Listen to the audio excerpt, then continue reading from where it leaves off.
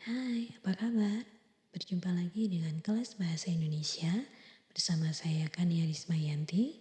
Pada kesempatan kali ini kita akan membahas materi mengenai perbedaan prasa dan klausa. Ayo, siapa yang masih ingat dengan materi ini? Masih ingat gak? Sebelum kita membahas mengenai perbedaan frasa dan klausa, kita ingat-ingat lagi. Sebetulnya fungsi dalam kalimat itu ada apa saja sih? Ada yang masih tahu nggak? Ingat nggak? Lupa? Ya, masa sih udah lupa lagi? Oke, yuk sekarang kita ingat-ingat lagi. Fungsi dalam kalimat itu diantaranya yang pertama adalah adanya subjek, yang kedua adanya predikat, lalu yang ketiga adanya objek, dan yang keempat adanya keterangan. Nah, gimana? Sekarang sudah ingat kan? Pasti langsung pada jawab, oh itu toh yang dimaksud dengan fungsi dalam kalimat. Nah, kalau tadi kita sudah bahas mengenai fungsi dalam kalimat, sekarang kita langsung membahas mengenai pengertian frasa dan juga klausa. Frasa itu adalah gabungan dua kata atau lebih yang hanya menduduki satu fungsi.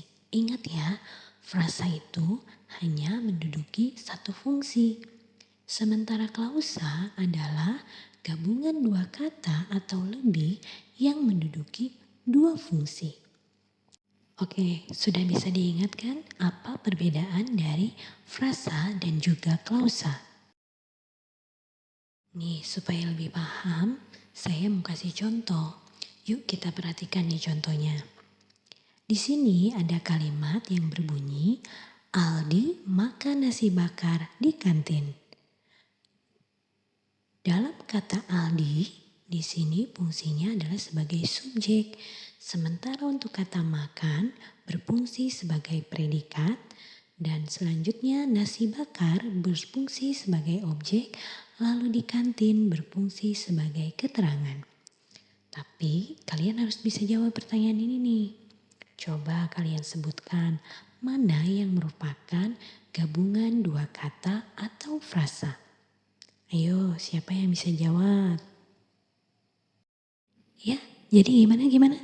Udah dapat jawabannya?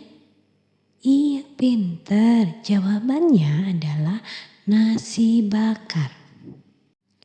Nasi bakar merupakan gabungan dua kata dari kata nasi dan juga kata bakar dan fungsinya adalah sebagai objek.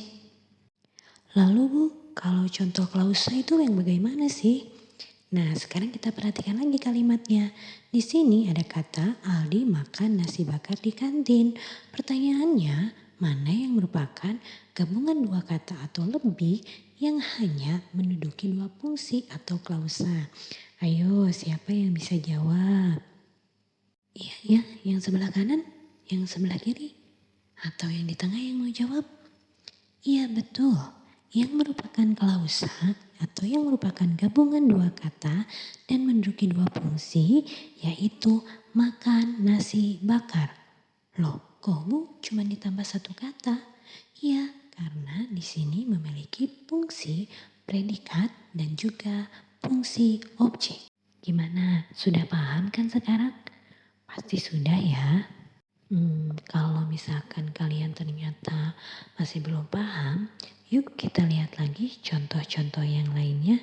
Nah, sebelum kita lanjut bahas, saya mau tanya dulu nih. Itu kan ada gambar ayam. Iya, udah dilihat kan ayam? Apa kalian sudah pernah melihat ayam sebelumnya? Sudah, benar nih. Coba dalam bentuk apa? Ayam hidup atau ayam yang sudah matang?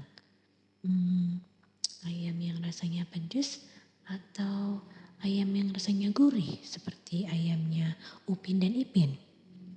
Tapi bukan itu sih yang mau dibahas. Oke, kali ini kita akan menjadikan kata ayam yang tadinya hanya terdiri dari satu kata, lalu akan kita ubah menjadi sebuah frasa. Gimana? Siap untuk menyimak? Oke, siap ya? Nah, kalian bisa lihat. Di sini ada contoh frasa dan juga klausa dari kata ayam.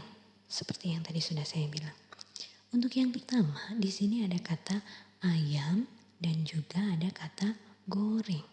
Di mana kata ayam merupakan inti frasa, sedangkan kata goreng merupakan tambahan dari kata ayam.